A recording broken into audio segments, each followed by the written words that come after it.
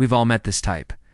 The person who sucks the air out of the room when they enter, who turns every conversation into an interrogation or a negotiation. Why?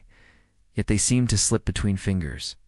It's hard to pinpoint why we feel that way about them, why our instincts scream run, but our rationale cannot confirm. Worse, they might be right. You could be misreading them. This is how to spot liars, cheats, and the envious. Without wasting your time on drama, paranoia, or wild guesses. In reality, we face a different problem. We need to know when someone's mask slips, when their words don't match their deeds, and when we should pull our trust back without needing to know their secrets or motivations. This guide has 2 parts. First, a 3-step scan. You can run on any conversation or relationship to identify and neutralize falsehood and envy quickly.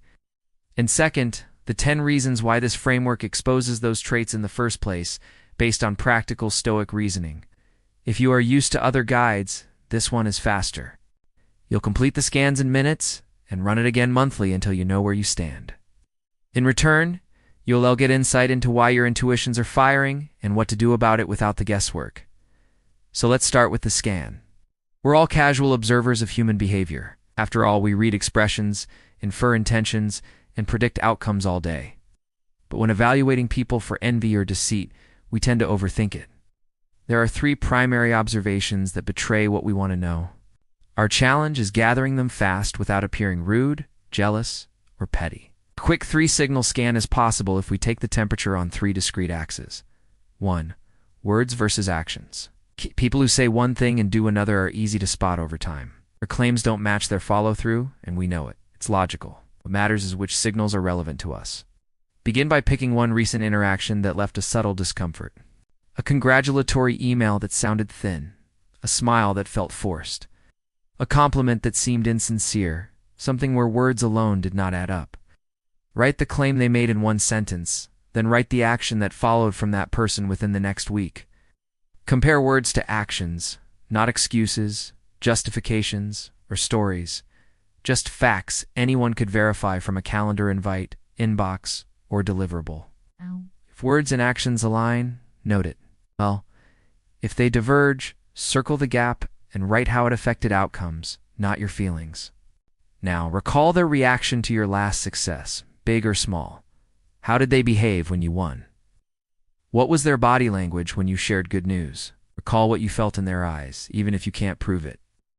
Write the first unfiltered emotion you read in their eyes. Finally, list how they treat people with no advantage to offer them, like waitstaff, interns, or support colleagues. Do they respect roles below their level? Are they friendly only upward, charming with customers, or cold with service providers? You now have 3 signals on paper, gathered fast, from which stronger judgments can emerge without gossip or speculation. Second, take a slow breath, then decide whether to move closer, set a boundary, or simply observe longer with deliberate calm. That was the micro-execution.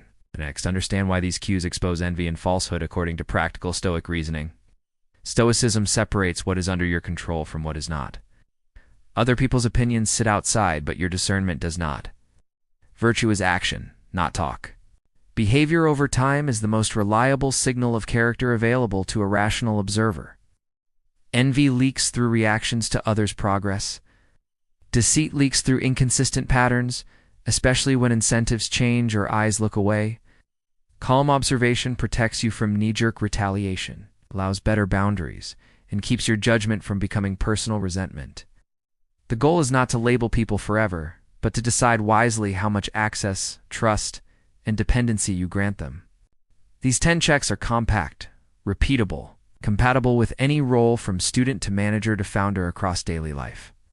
Use them to evaluate patterns, not isolated moments.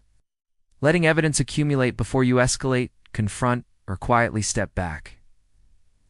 Let's zoom out to the 10 reasons why this scan works. This is grounded in ancient philosophy and modern neuroscience. We'll condense each reason into one word so you can absorb the ideas quickly. First, actions, not words. When you meet someone, their past behavior reveals more about their future than anything they could say. Philosophers have known this since rhetoric was codified 2,000 years ago. Today, neuroscientists find that we process faces and actions faster than words due to evolutionary pressures, meaning we can assess trustworthiness almost instantly. Second, self-serving bias. Everyone wants to be seen in the best light. It's human nature. Self-serving bias causes people to take credit for success and deflect blame for failure. But there are limits to how far you can push this. Artifice only works with people who buy it.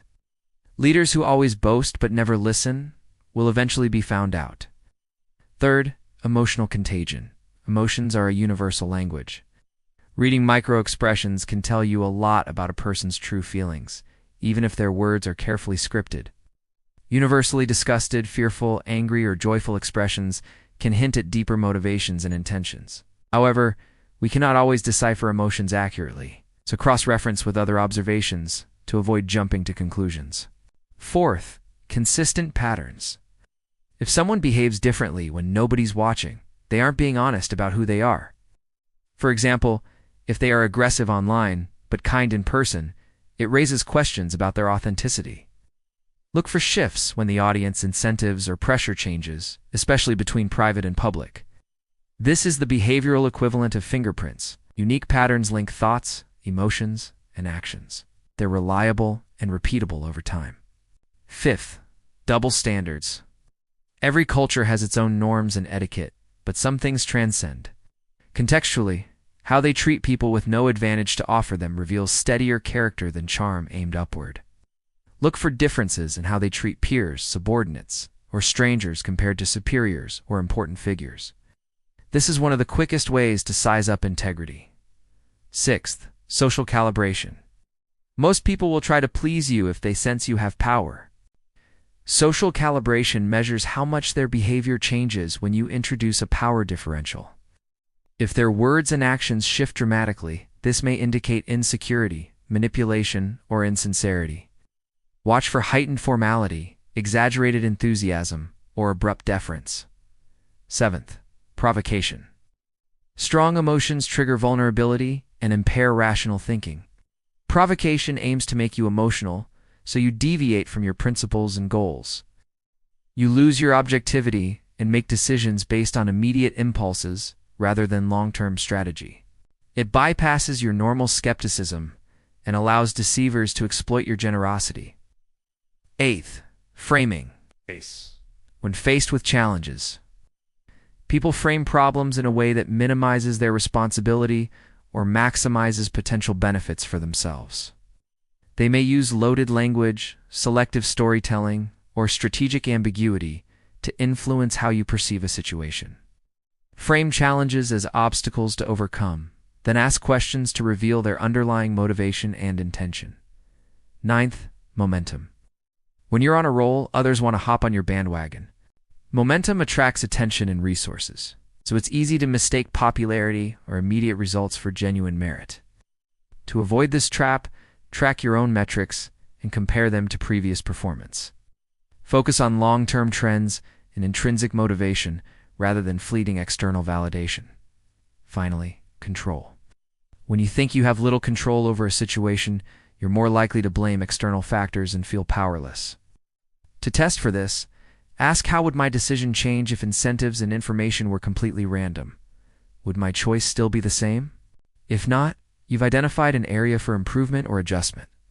Otherwise, you can trust your instincts and proceed cautiously. So put the 3-signal scan into practice this week.